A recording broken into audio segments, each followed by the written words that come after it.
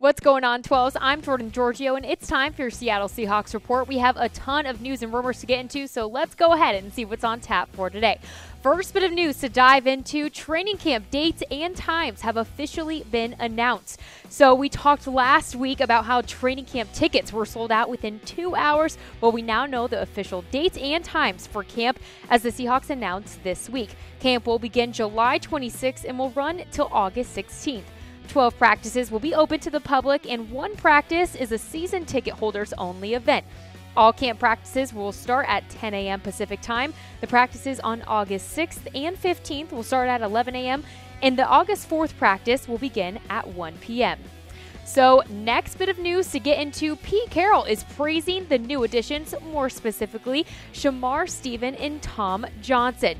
So when we sent Sheldon Richardson over to the Vikings and we received veteran defensive tackles Tom Johnson and Shamar Stephen, we were all wondering how exactly they would fit in. And so far, Pete Carroll has been thoroughly impressed with the two, saying, quote, Shamar has made an impression about his work ethic, the way he studies, the way he communicates, the way he's helped the younger guys learn and grow.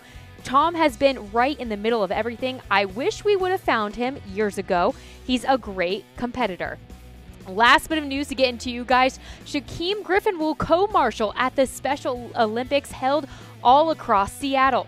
So the Special Olympics USA Games announced this week that the rookie Shaquem Griffin will co-grand marshal at the 2018 Games Parade of Athletes. Shaquem's inspiring story will be part of the opening ceremony lineup as well. The Olympics will take place July 1st through the 7th across the entire Seattle area and feature more than 4,000 Special Olympics athletes and coaches from around the country.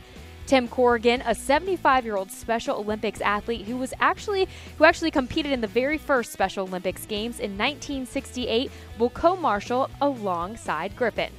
So that was all your latest news right out of Seattle. But before we check out all the latest rumors, for those of you tuning in for the very first time, you have to understand my rumor scale. So if a rumor is given no 12 flags, fake news, don't believe it, 1 12 flag, small shred of truth to it, but we're not buying it just yet, 2 12 flags, people are talking, 3 12 flags, it's pretty likely, and 4 12 flags, bring on the 12s, baby, this is true. First rumor to get into, is there a new contract coming very soon for Earl Thomas? Well, 3 12 flags, pretty likely, but the question still remains what team that contract will be connected to. At this moment, the best bet, though, I think, for Thomas is getting what he wants from another team that probably isn't the Seahawks, and we should get more answers before the end of July. Right now, the Seahawks have 3 options, though. Give the All-Pro safety the extension and payday he wants, facilitate a trade, or continue a standoff, which we know the Seahawks would do. Let's not forget about Cam Chancellor's 54-day sit-out when the Seahawks not budging one bit. But I want your guys' take. What do you want the Seahawks to do with Earl Thomas? Go ahead and get your comments in the section below, or go ahead and send me a message on Instagram at Jordan Giorgio. Let me know what you want them to do.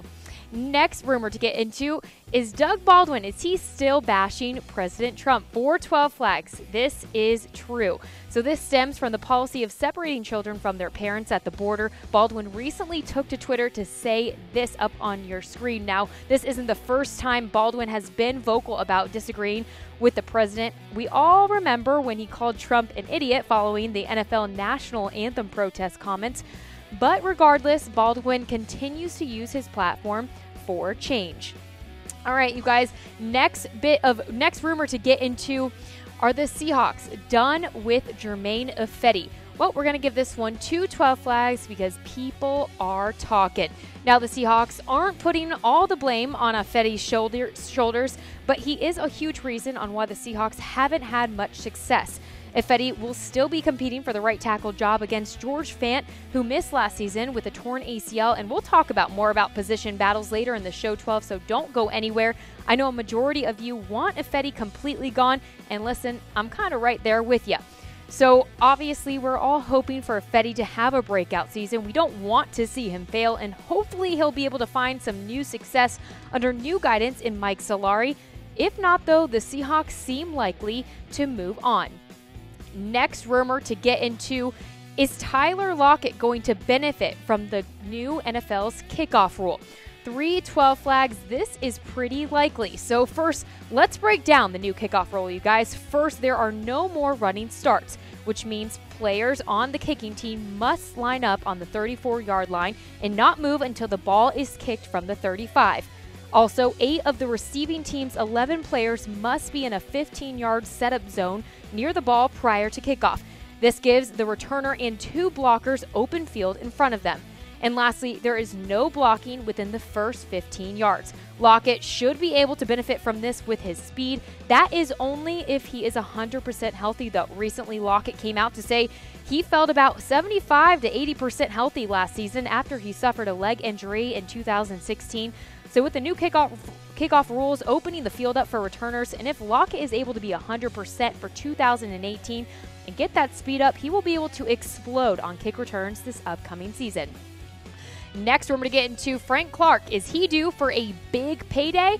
3 12 flags. It is pretty likely. So Clark is entering his last year in his rookie deal, and Clark and his representatives will be looking for a larger deal. Now, Vikings defensive end Danielle Hunter got paid this week. He signed a 5-year, $72 million deal with $40 million guaranteed and a $15 million signing bonus. And the two are actually from the same draft class, along with having very similar stats over the past few seasons. Hunter had 134 tackles, 25 and a half sacks with 3 forced fumbles, while the Seahawks defensive lineman had 95 tackles and 22 and a half sacks with 5 forced fumbles. So what do you think, 12s? Does Frank Clark deserve a huge new contract? Go ahead and get your reactions in.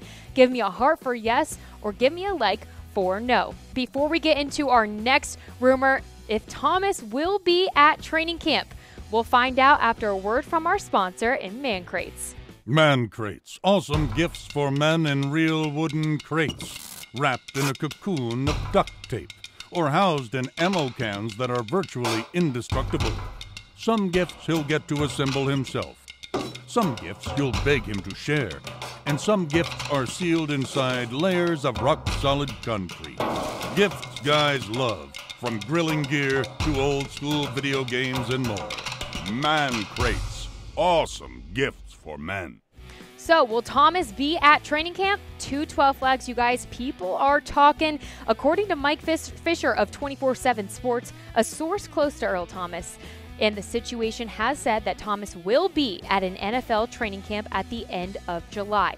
Notice, though, there were no specifics said about which team's training camp Thomas will be at. Now, Fisher stated that not much else is known about the situation, but you guys know that I've always got to keep you updated on Thomas, so we'll see what training camp he shows up to at the end of July.